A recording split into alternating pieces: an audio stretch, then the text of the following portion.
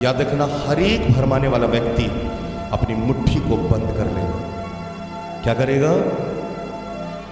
कभी रेत को अपने हाथों में पकड़ना और बोलना ये पूरा रेत मेरा है, और मुट्ठी को हाथ में लेना, आपके हाथों में कुछ नहीं आएगा। क्यों? क्योंकि दुनिया के सबसे बड़े बेवकूफ़ आदमी आप हो। बोल तो जरूर रहे हो, पर रेत को उठाकर आप कहोगे कि मैं मुट्ठी को बंद कर लूं और रेत को अपने हाथों में ले लूं, ये पॉसिबल ही नहीं। तो मुट्ठी बंद करने वाला व्यक्ति कभी भी अपने जीवन में फलवंत नहीं हो सकता है। लेकिन स्पिरिचुअली, यदि बिब्लिकली हम लोग देखें, दुनिया का सबसे गरीब व्यक्ति वो भी है जो प्रभु के राज्य के लिए कभी नहीं बोता है, प्रभु के राज्य के लिए कभी बोता नहीं है, प्रभु के राज्य के लिए कुछ करना नहीं चाहता। दुनिया का सबसे गरीब और निर्धन व्यक्ति है। थोड़े समय के लिए आप तो बड़ी उपलब्धि और धन संपत्ति पा सकते हो, लेकिन सोच कर देखो, सुकून और शांति कहां से लाओगे? वो जीवन जो प्रभु देना चाहता है वो कहां से लाओगे? बाइबल कहती है, धन देने में भी आप एक एग्जाम्पल बनो। बाइबल कहती है, तुम देने में भी उदार रहो दूसरों के लिए, ताकि तुम पर और तुम्हारे आने वाले वंश पर परमेश्वर की कृपा हमेशा बनी रहे। आमीन, हालेलुया। नहीं होते हुए भी कईयों ने बोया और बहुत पाया। नहीं होते हुए भी, जब हम लोग सिंगापुर गए थे, इंडियन करेंसी वहां नहीं चलती। इंडियन करेंसी मेरे पास नहीं था। मैंने कहा क्या करूं, मैंने नहीं डाला। रूम गया, रूम में जाकर रोने लगा। मैंने कहा मुझे इंडियन करेंसी चेंज करानी है और सिंगापुर उसमें मुझे कन्वर्ट कराना है। मैं गया वहाँ जाकर और मैंने 10,000 रुपये का तुरंत मैंने वहाँ पर करेंसी चेंज करी और मीटिंग में गया। और मीटिंग में जाने के बाद में मैं प्रभु से माफ़ी मांगी। मैंने कहा प्रभु, ये जीवन का मेरा पहला अवसर है जिस समय मैं भेंट नहीं डाल पाया। मैंने कहा प्रभु, मैं ये भेंट डालना चाहता हूँ। जब मैं उसमें से $1 निकाला, मैंने कहा $1 डाल देता हूँ, और डालने के बाद में मैंने कहा कि मुझे प्रभु आशीष देगा। लेकिन जब मैं प्रार्थना कर रहा था, मैं घुटने टेक के रो रहा था। लोग बोलने लगे, पास्टर क्यों रो रहा है, क्या हो गया उसे? और मैंने उसी समय मैंने डिसीजन लिया। मैंने कहा प्रभु, ये $10 आज सिंगापुर में बोकर जा रहा हूँ। ये $10 मेरी आने वाली पीढ़ी और मेरी कलीसिया को इस जगह में वापस लेकर आएगा। $10 मैंने वही तुरंत उस जगह में मैंने उस भेंट की थैली में डाल दिया।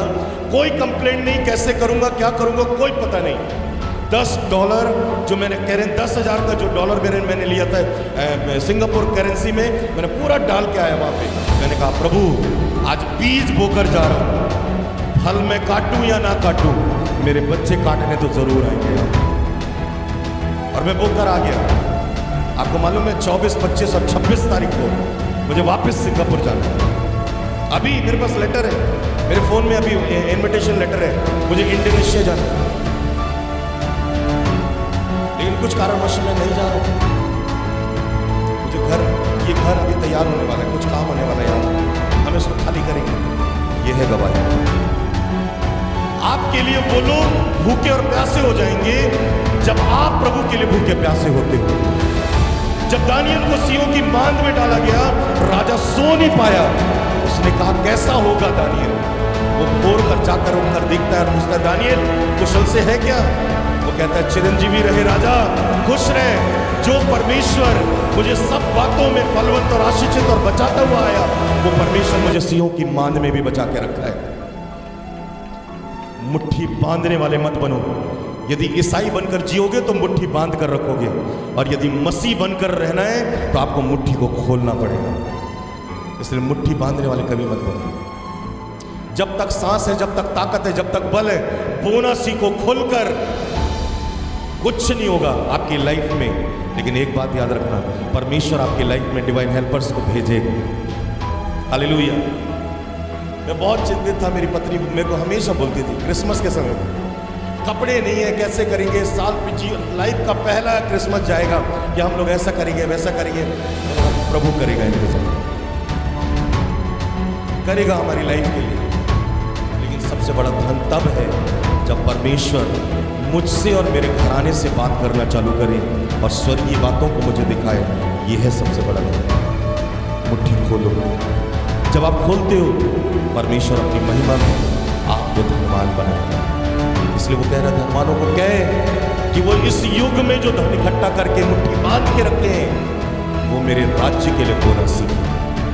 मैं जानता हूं ये कलीसिया बोने वाली कलीसिया है। ये वो कलीसिया है, लोग ताज्जुब में, पास्टर्स ताज्जुब में, जितने भिलाई दुर्ग जितने भी यहाँ के लोग ताज्जुब में, छोटी सी कलीसिया लेकिन ये देना जानती है, पहनाना जानती है, खिलाना जानती है। कर क्या रहे हो तुम लोग? कहाँ से आ रहा है इतना पैसा? कहाँ से आ रहा है इतना धन?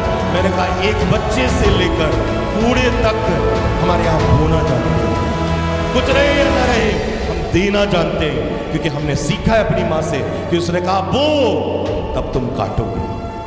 आमीन, हालेलुया। मैं आपसे कहना चाहता हूँ आज कि सच में आज प्रभु के लिए अपनी मुट्ठी को खोलो। आने वाला